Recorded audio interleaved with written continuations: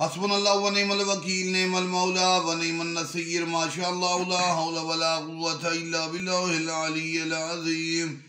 اعوذ باللہ من الشیطان اللعین الرجیم، بسم اللہ الرحمن الرحیم۔ الحمدللہ رب العالمین، الصلاة والسلام علی سیدنا و نبینا و طبیب قلوبنا و شفیع ذنوبنا بالزہراء محمد المصطفیٰ وعلى آل بیت الطیبین الطاہرین المعصومین، لا سیما امامنا المنتظر والحجۃ الثانی عشر، روحی وارواح العالمین لتراب مقدمہ الفدا، اما بعد فقد قال اللہ تبارک و تعالی فی کلام المجید وفرقان الحمید، بسم اللہ الرحمن الرحیم، بقیت اللہ خیر لکم ان کنتم مومنین۔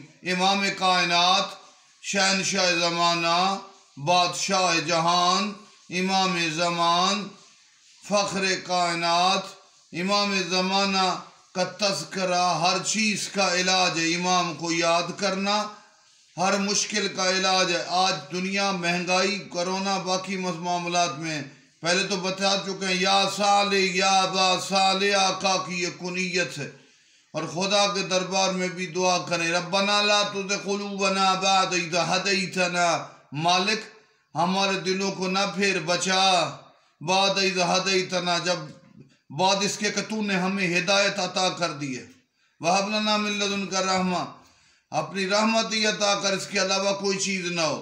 رب اشرح لی صدری ویسر لی امری، بالک ہمارے سینے کو کھول دے، ہماری زبان کی گرہ کھول دے، عقدۃ من لسانی یفقہوا قولی۔